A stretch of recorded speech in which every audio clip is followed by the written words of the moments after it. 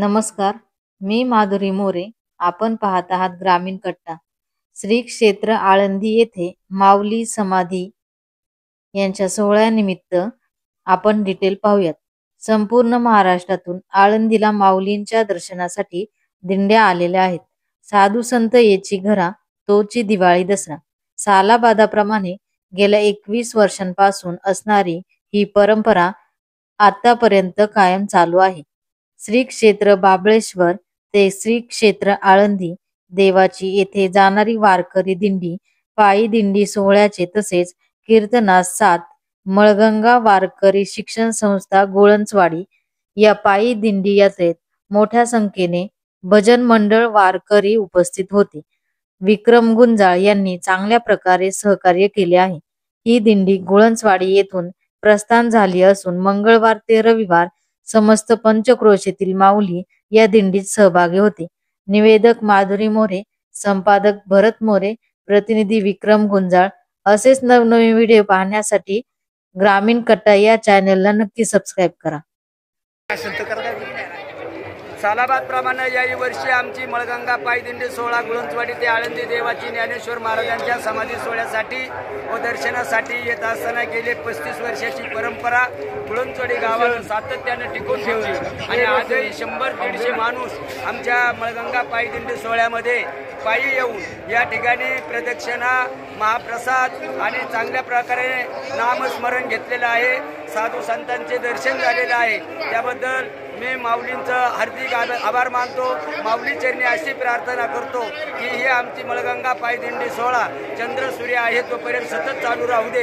त्यामध्ये आमच्या गावाला चांगली सुबुद्धी दे आणि सर्व मंडळी गोळ्या मेळ्याने येऊन हा दिंडी सोहळा पार पाडू दे अशी माऊली चरणी प्रार्थना करतो आणि थांबतो. रामकृष्ण हरी.